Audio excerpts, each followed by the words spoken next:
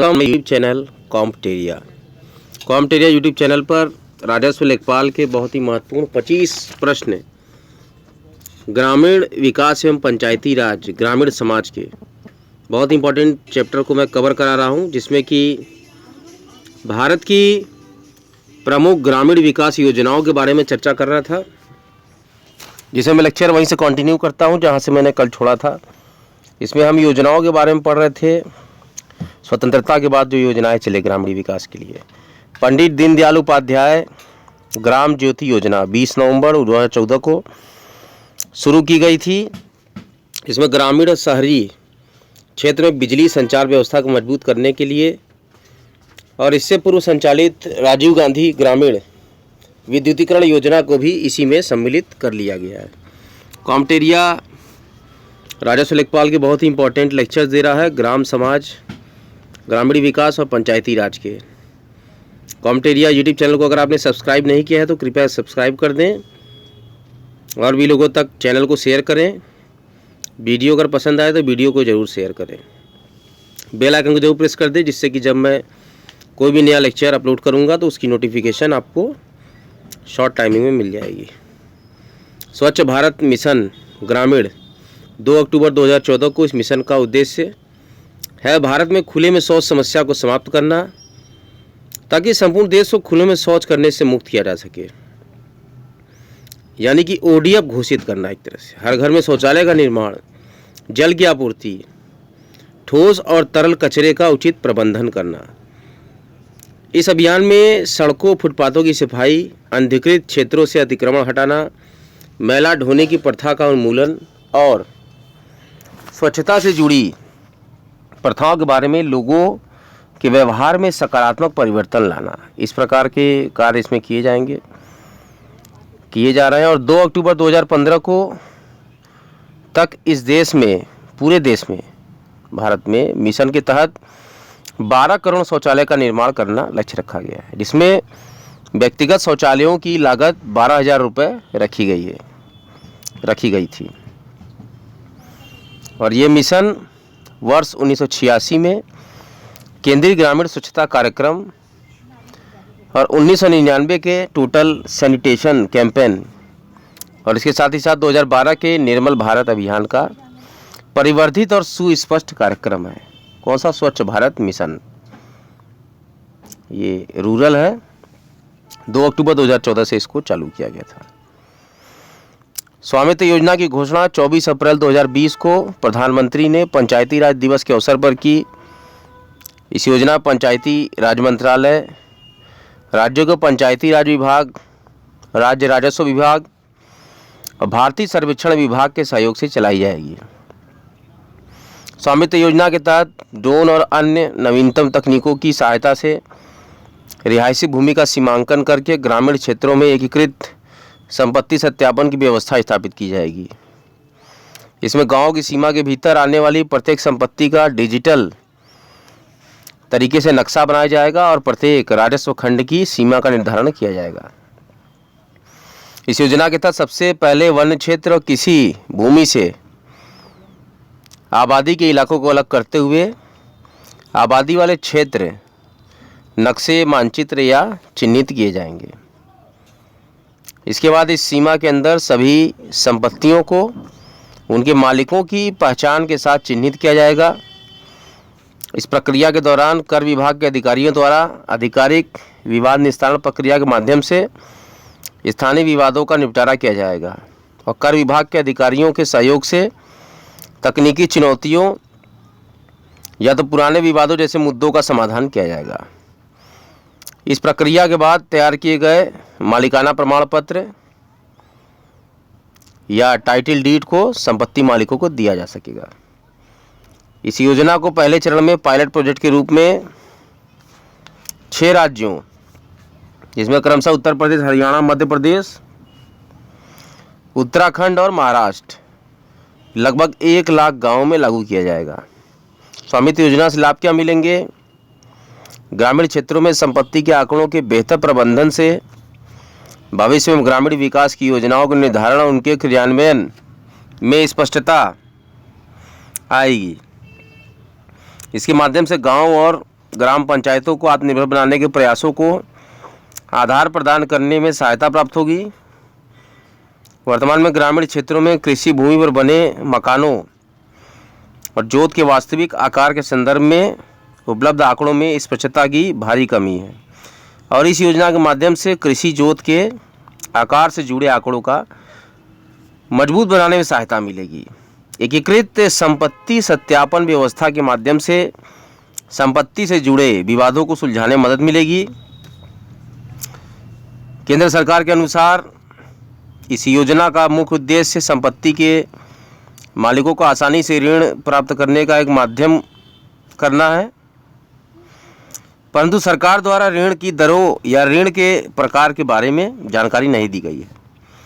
केंद्र सरकार के अनुसार वर्तमान में भारत नेट योजना द्वारा देश की लगभग 1.5 लाख पंचायतों तक ऑप्टिकल फाइबर केबल पहुंचाया जा चुका है और BSNL ब्रॉडबैंड के माध्यम से देश के अधिकतम ग्राम पंचायत तक इंटरनेट सुविधा पहुंचाने का प्रयास किया जा रहा है। हमारे देश की आबादी का एक बड़ा भाग या तो ग्रामीण क्षेत्र में निवास करता है या किसी रूप में अर्थव्यवस्था से जुड़ा हुआ है।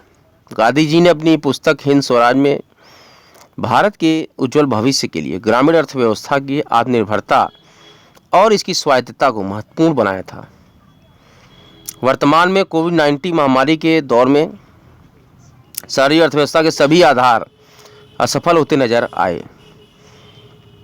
ऐसे में ग्राम पंचायतों को आर्थिक रूप से आत्मनिर्भर बनाकर ग्रामीण भारत के विकास को एक मजबूत आधार प्रदान किया जा सकता है।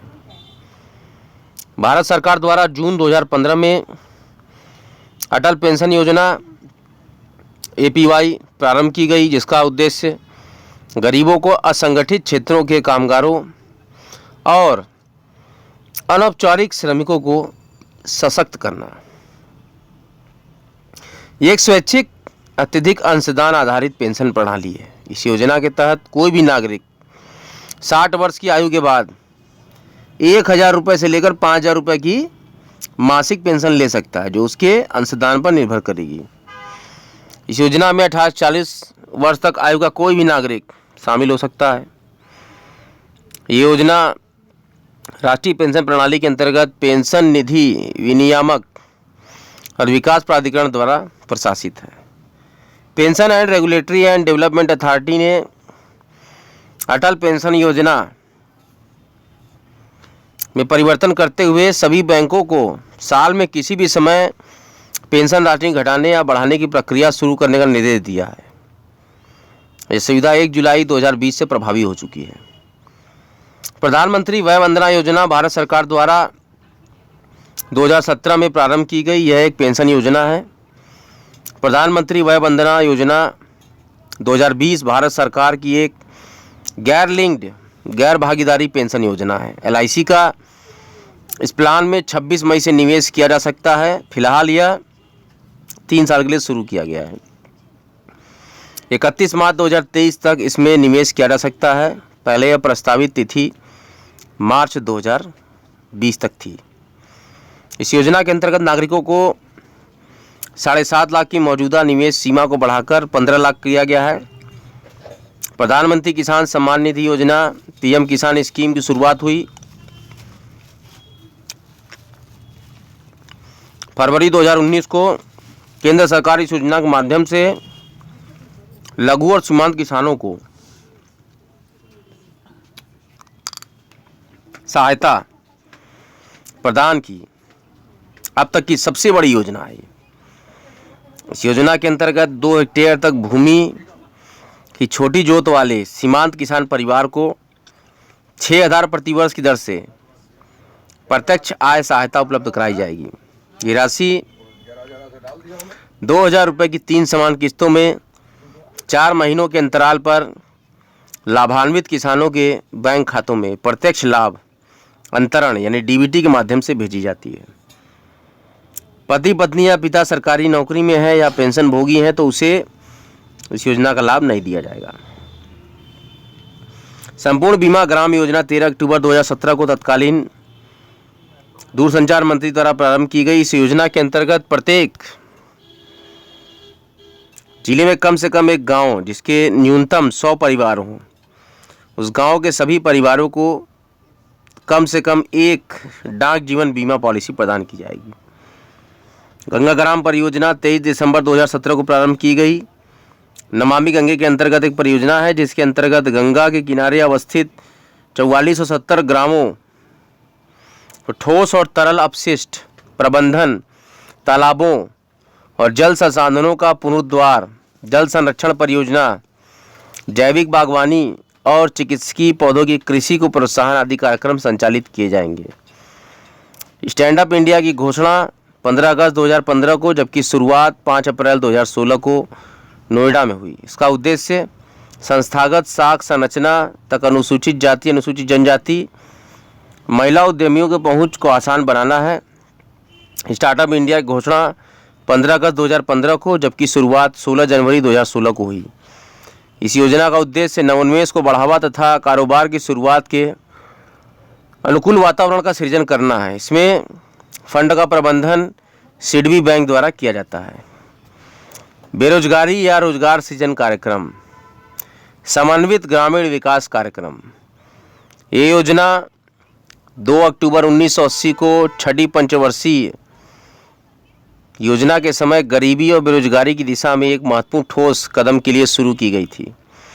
समन्वित ग्रामीण विकास कार्यक्रम जब शुरू किया गया तो उस समय पहले से चल रही सभी योजनाओं जैसे SFDA small farmer development agency, MFAL सीमांत कृषक तथा कृषि श्रमिक और ADP आदि को इसके अंतर्गत सम्मिलित कर लिया गया।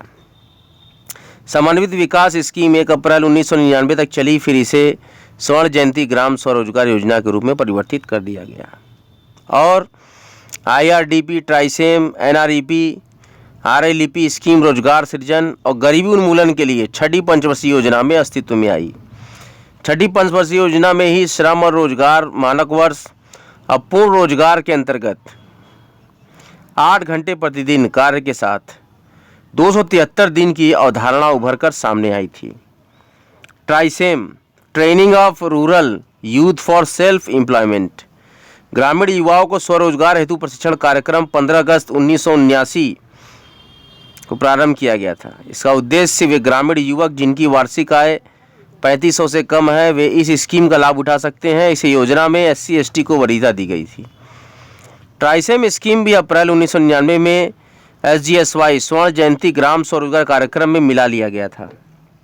NREP national rural employment programme काम के बदले अनाज योजना, जिसका उद्देश्य शारीरिक काम हेतु खाद्यान्न देना, वर्ष 1977-78 में शुरू की गई थी। इसको पुनर्गठित करके NREP के नाम से वर्ष 1980 में शुरू किया गया। अप्रैल 1989 में NREP जवाहर रोजगार योजना JRY के साथ मिला दिया गया। NREP जो बाद में परिवर्तित हो करके RLEGP और JRY, इसके बाद JRY हो गई। ग्रामीण भूमिहीन रोजगार गारंटी कार्यक्रम RLEGP rural landless employment guarantee programme, इसमें 100% पूंजी केंद्र सरकार लगाती है। ये योजना 15 अगस्त 1983 को ग्रामीण क्षेत्र में रोजगार सृजन और संपत्तियों का सृजन के उद्देश्य से प्रारंभ की गई थी। इंदिरा आवास 10 मिलियन वेल स्कीम और सामाजिक वानिकी RLEGP कार्यक्रम के अभिन्न और प्रमुख अंग स्कीम थे। इस प्रकार से हमने भारत की प्रमुख ग्रामीण विकास योजनाओं पर चर्चा कर ली। अब हम चतुर्थ अध्याय राजस्व लेखपाल, ग्रामीण विकास और पंचायती राज एवं ग्रामीण समाज के बहुत ही महत्वपूर्ण चतुर्थ अध्याय पर चर्चा करने जा रहे हैं। महिला विकास कार्यक्रम। ग्रामीण क्षेत्र में महिला एवं बाल विकास, महिलाओं और बच्चों की सामाजिक आर्थिक स्थिति सुधारने के लिए वर्ष 1982-83 में स्थापित किया गया। छठी पंचवर्षीय योजना में महिला और बाल विकास योजना प्रारंभ की गई। इसके पूर्व भी और बाद में अनेक योजनाएं इसके अंतर्गत चलाई जाती हैं। महिला विकास निगम सन 1986-87 में देश में प्रारंभ की गई। उसके बाद 1992-93 में इसे अन्य राज्यों में प्रसारित किया गया। अलग अलग राज्यों में निगम की स्थापना हुई, जिसके द्वारा महिला उत्थान के लिए अलग अलग योजनाएं चलाई गईं। महिला रोजगार प्रशिक्षण कार्यक्रम 1987 में प्रारंभ किया, जिसके द्वारा महिलाओं को प्रशिक्षण और रोजगार प्रोत्साहन दिया गया।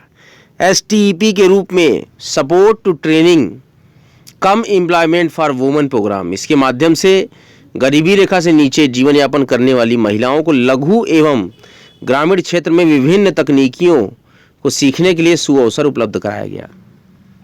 राष्ट्रीय महिला कोष 1992-93 में हुई थी।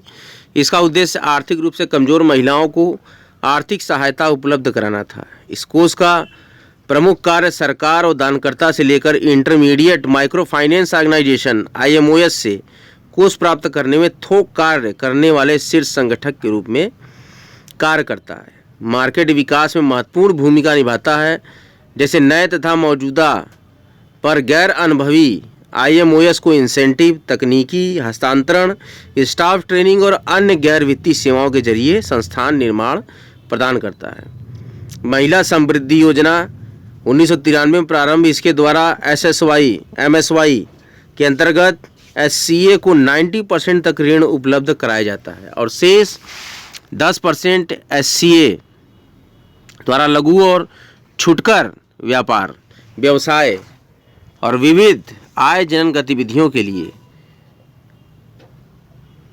10 लाख तक लागत की परियोजनाएं हेतु सफाई कर्मचारी और स्वच्छकारी महिलाओं और उनके आश्रित पुत्रियों को उपलब्ध कराया जाता है। और यह ग्रामीण क्षेत्र में स्थापित डाकघरों के माध्यम द्वारा ग्रामीण प्रवण महिलाओं को आय की बचत के लिए प्रेरित किया जाता है। इंदिरा महिला योजना 1995 में ब्लॉक स्तर पर प्रारंभ की गई। योजना महिलाओं को निर्णय लेने और अपने अधिकारों के प्रति जागृत करने के उद्देश्य से शुरू की गई थी। फिलहाल इसको परिवर्तित करके स्वयं सिद्ध योजना के रूप में चलाया जा रहा है। आज का लेक्चर यहीं तक।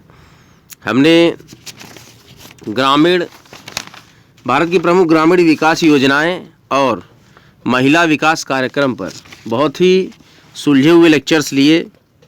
अब हम अगले लेक्चर में कस्तूरबा गांधी शिक्षा योजना 1997 के बारे में चर्चा करेंगे। उसके साथ ही साथ सामाजिक आर्थिक कार्यक्रम, जननी सुरक्षा योजना, उज्ज्वला योजना, प्रधानमंत्री उज्ज्वला योजना, इंदिरा गांधी मातृत्व सहयोग योजना आदि कई प्रकार की योजनाओं के बारे में चर्चा करेंगे। कॉम्टेरिया यूट्यूब चैनल नित्य निरंतर राजस्व लेखपाल और चकबंदी लेखपाल के बहुत ही सुलझे हुए लेक्चर्स लेकर आपके समक्ष प्रस्तुत है। कॉम्टेरिया पूर्णतः निःशुल्क है। कॉम्टेरिया का एकमात्र उद्देश्य है सभी पढ़ें सभी बढ़ें।